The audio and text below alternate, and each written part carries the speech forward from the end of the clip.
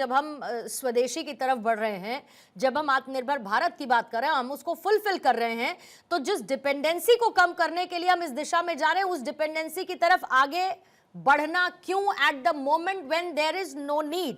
Captain I Singh, आप इस बात से अग्री करते हैं क्या? क्योंकि इधर एयर डिफेंस पर, दूसरी तरफ एविएशन और नेवी में भारत और रूस के बीच में पार्टनरशिप को लेकर बात हुई है।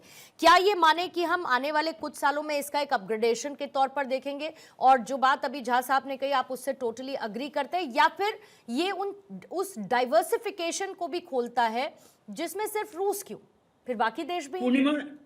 पूर्णिमा, एक चीज मैं ऐड करना चाहता था, अगर 30 सेकंड आप दे तो। सर प्लीज बोलिए। एक ही सिस्टम है जो है Su-57, ये 5th जनरेशन एयरक्राफ्ट है, ये ऑलरेडी रशिया ने डेवलप किया हुआ है। इसमें कुछ इंडिया स्पेसिफिक जो स्पेसिफिकेशंस हैं, अगर वो रूस देने के लिए तैयार हो जाता है, इसका को प्रोडक्शन करने के लिए तैयार हो जाता है, ये बहुत बड़ी उपलब्धि होगी आने वाले दिनों में। लेकिन इसको DAP के थ्रू जाना पड़ेगा, दूसरा और कोई तरीका नहीं है। पूर्णिमा जी। कैप्टन। बिल्कुल पूर्णिमा जी, जैसे झा साहब ने बताया, 5th जनरेशन का ये एयरक्राफ्ट है, वाकई में ये भारत को इसकी आवश्यकता भी है। अगर ये भारत के पास आ जाता है तो ये भारत की एक जो है ना, जो हवाई एक क्षमता है वो बहुत कई गुना ज़्यादा बढ़ जाएगी, और इस टाइम उसकी हमें ज़रूरत भी है। बाकी जो हमारे पास मिसाइल है, ज़्यादा से ज़्यादा अच्छी मिसाइल हैं, और 2 मिसाइलें जो रसिया की तरफ से हमें मिली हैं, चाहे ब्रह्मोस हो चाहे S-400 हो, तो इनका हम जो इसमें उपयोग करके देख चुके हैं ऑपरेशन सिंदूर में, कि जिस तरह से पाकिस्तान की तरफ से हमारे ऊपर जो भी अटैक हुए, वो इन दोनों ही मिसाइलों ने उनको हवा में ही डिस्ट्रॉय कर दिया। तो ये चीज़ें हमारे पास हैं ऑलरेडी। और रही जो आर्टिलरी के पास जो गने हैं पूर्व में, चाहे 130 हो 60 हो, ये भी हमें रसिया के ही माध्यम मिली थी।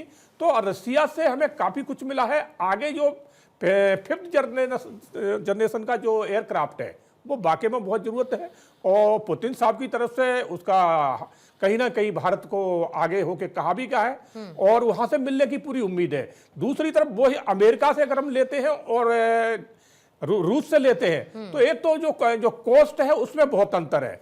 और फिर सबसे बड़ी बात इसमें यह हो जाएगी, अगर अमेरिका देता है तो वो अपने जो भी उसके एयरक्राफ्ट है उसकी टेक्नोलॉजी हमारे साथ साझा नहीं करता है, मगर रसिया इस चीज में जो है ना बिल्कुल भारत के साथ कंधे से कंधा मिला के काम करता है, और वो टेक्नोलॉजी साझा करते हैं। क्योंकि इनके हमारे पास पहले से भी है, सुकोई है, मिराज है, तो इनके पहले से है, और इन्होंने हर चीज की टेक्नोलॉजी हमारे साथ साझा करी है। तो इसलिए जो रसिया है वो उसके ऊपर भारत हर तरह से विश्वास कर सकता है। अब इसका मतलब ये नहीं कि हमारे अमेरिका से संबंध नहीं, संबंध उससे भी अच्छे, मगर थोड़ा ये है कि विश्वास नहीं ज्यादा कौन है।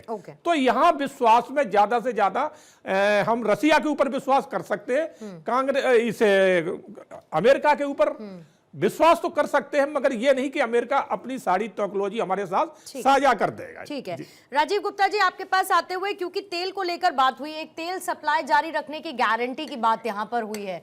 मैं आर्थिक पर्सपेक्टिव से जरा इसको समझना चाहती हूं, क्योंकि अभी भारत ने यूएस की तरफ से टैरिफ झेले हैं, रूस यूक्रेन वॉर के बाद अमेरिका ने रशिया पर सैंक्शंस लगाए, ये सारे के सारे डेवलपमेंट हुए, और दूसरी तरफ भारत बहुत तेजी के साथ बढ़ती हुई उभरती हुई अर्थव्यवस्था भी है।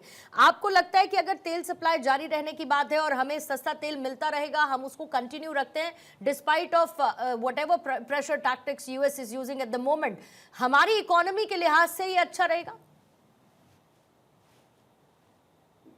अनम्यूट कर लेंगे सर।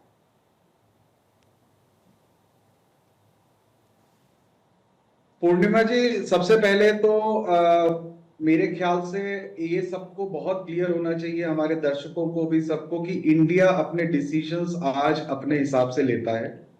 वो इस दौरान में अगर आपने इंटरव्यू सुना हो पुतिन साहब का जो अंजना जी ले रही थी, तो उसमें उन्होंने भी ये कहा कि हमारे प्रधानमंत्री किसी से झुकते नहीं है, और जिस तरीके के डिसीजंस लेने चाहिए वो लेते हैं जो कि देश के हित में हो।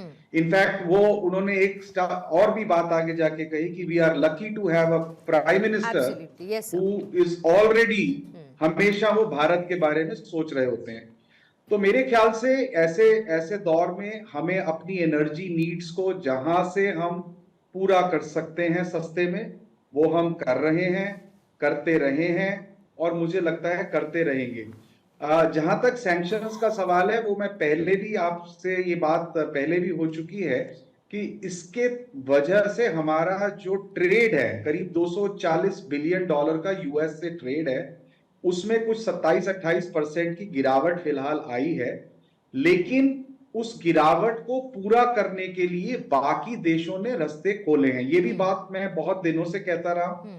जैसे ही ये सरगर्मी शुरू हुई थी, मैंने कहा था एक नया ब्रिक्स एमर्ज करेगा, और वो नया ब्रिक्स एमर्ज करने का मतलब सिर्फ यही है कि रशिया, चाइना, इंडिया, ये सब कैसे इकट्ठे होके काम कर सकते हैं। ये उनके इंटरेस्ट में भी है, ऐसा नहीं कि सिर्फ इंडिया के इंटरेस्ट में है, उनके इंटरेस्ट में भी है। क्योंकि अगर आप देखें कि फॉरेन एक्सचेंज रिजर्व्स में लोगों के पास डॉलर्स रहते हैं, और डॉलर इस टाइम अगर आप अमेरिका की स्थिति देखेंगे, करीब 38 ट्रिलियन डॉलर का डेट हो गया है, और हर क्वार्टर में 1 ट्रिलियन डॉलर ऐड हो जा रहा है। तो मतलब जब तक ट्रंप साहब जाएंगे तकरीबन 50 ट्रिलियन डॉलर हो जाएंगे। तो उतनी बड़ी जब डेट को देखते हैं, तो मेरे हिसाब से बहुत सिंपल है। जैसे एक कंपनी होती है, वो अगर बहुत डेट लेती रहती है, एक स्थिति ऐसी आ जाती है, उसकी रिपेमेंट की कैपेबिलिटी में दिक्कत आने लगती है। जब उसकी रिपेमेंट की कैपेबिलिटी में दिक्कत आने लगती है, और अगर आपने फॉरेन एक्सचेंज रिजर्व्स में और सब चीज में डॉलर रखे हुए हैं, तो सबके लिए ये डर का विषय है। तकरीबन अमेरिका का 22 से 25% डेट चाइना और जापान जैसे देशों के पास है। तो आप सोचिए, अगर आज से कुछ समय बाद अगर ऐसा कोई माहौल आता है कि अमेरिका अपने पेमेंट्स पे डिफॉल्ट करने लगता है, तो दिक्कत हो जाएगी। तो इन सब चीजों को देखते हुए ये बहुत जरूरी है कि डी डॉलराइजेशन हो।